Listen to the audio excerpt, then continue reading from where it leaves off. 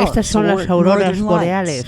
Aunque llevamos 4 siglos estudiando desde los viejos telescopios a los nuevos satélites, los físicos solares todavía no conocen cómo funcionan las manchas solares o incluso por qué hay ciclos solares. Ahora, al comienzo del 2007, estamos en el mínimo del ciclo solar. Pero en diciembre del 2006, entre el 12 y el 14, apareció una enorme mancha solar y unos poderosos vientos de clasificación X, la clase más fuerte de tormentas solares.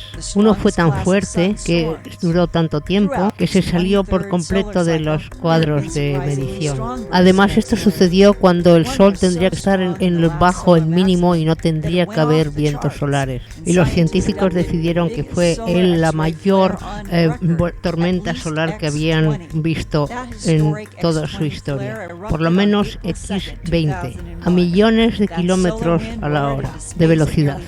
La Tierra tuvo suerte ese día porque esa enorme corona de viento solar no dio a la Tierra. Si nos hubiera dado directamente, todas las satélites, toda la electricidad hubiese sido dañada. Recientemente, en diciembre 22 del 2006, NASA anunció que los científicos predecían un gran ciclo solar y dice que el ciclo 24 será uno de los más intensos y fuertes desde que empezaron a mirarlos y a observarlos, hace 400 años. Por lo que llamé al doctor David Hathaway de la NASA, del equipo de vuelo, jefe del equipo de vuelo, y le pregunté cómo sería el próximo viento solar.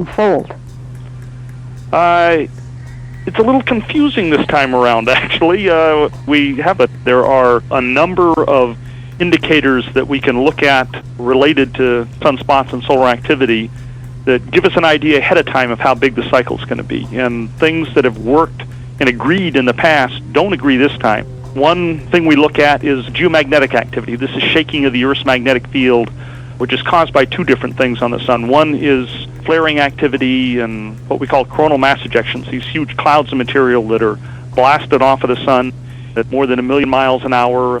As they travel through the solar system and hit the Earth, they actually are stopped by our magnetic field, and it shakes our magnetic field, and we can see that on the ground. We've seen those variations in the Earth's magnetic field for over 150 years now. Another source of that is high-speed wind coming off of the sun. What we found in the past is that the level of that activity 1 or 2 years before the minimum of the cycle is a good indicator of how big the next cycle is going to be. It's as if the sun is already, building up its magnetic fields and starting to let loose early on, and that activity says the next cycle is going to be big. But another thing we look at is how strong the magnetic fields are at the poles of the sun. And this time around, and we've only been able to do that for the last 30 years or so we only have 3 cycles of that. But those fields have been very weak this time. They're weak now, and that suggests that the next cycle is going to be small. The one new tool we have this time around is that we now have models. Much like what meteorologists have for predicting weather on the Earth, we now have models for how the sun does this, how it makes magnetic fields, makes sunspots in the sunspot cycle, and those models are telling us that the next cycle is going to be big. So we've got a bit of a problem this time in trying to sort out why, in particular, the magnetic fields and the other things are saying that it's going to be a big cycle, and we need to sort that out as scientists here within the next few months, hopefully, before this cycle gets started, because there are people that really need to know how big the cycle is going to be.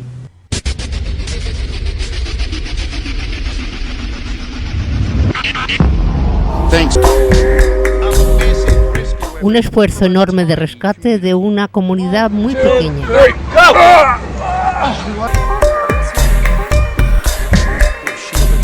Say, Earth's magnetic field, which acts as our protective shield in space, has a hole in it.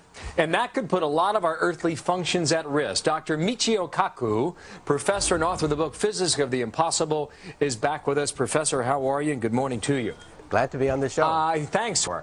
What is this solar shield? Well, every 11 years, the sun has a temper tantrum. It releases a shock wave, a tsunami of radiation that could wipe out communication, weather satellites, GPS, spy satellites, you name it, it's up there in outer space. So you're saying that my BlackBerry won't work? The internet, Fox, television, cable, satellite TV, all of it could get wiped out around 2012. That's when we have the peak of the sunspot cycle. That's when the sun's magnetic field flips. North Pole and South Pole flip, releasing a shock wave of radiation, which will then hit the Earth minutes later, potentially wiping out a good chunk of our satellite communications. We're watching it very carefully now. Well, Doc, this happens how often, you say? It takes 11 years for the magnetic field of the sun to build up enough intensity to begin the flip process, because it slowly revolves in a circle. It's like winding up the windings of a clock. If you wind up the mainspring of a clock too much, it boing, comes out of control. Same thing with the sun's magnetic field. It literally flips every 11 years, releasing a shock wave of radiation. And that means we have to start to think about reinforcing our satellites, building redundant systems, because it means that GPS, the power grid, weather satellites, communication satellites, satellite television, all of that could get disrupted, peaking around 2012. So your point is we can't do anything about it in space, but we can do something back here on Earth. That's right. But backup systems, are companies really doing that? Well, they're going to have to do it because, see, we scientists made a mistake. We thought that the next cycle was going to be quiet. Well, some of our data was off by a factor of 20, and that's why we're issuing this alert now. We made a mistake. The next cycle, peaking around 2012, will be much more serious than we previously thought. Now, in the past, we dodged the bullet because we didn't have that many satellites up there 11, 22 years ago. Back in 1990, we didn't have that many space satellites. Well, that makes sense to me. But, you know, I'm listening to you talk, I'm thinking, why 2K? I'm thinking it's just a tactic that put a lot of fear in a lot of people. It may have gotten us ready, but there was really no danger in the end. Well, let's hope that it's a dud. Let's hope that nothing happens.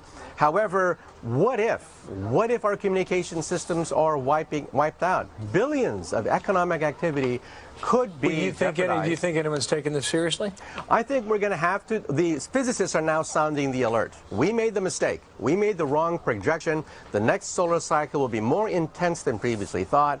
And an ounce of prevention is worth a pound of cure. Now's the time to begin to create redundant systems, reinforce our satellites, build backup systems. All right. Michio Kaku, the word is out. You know, if you remember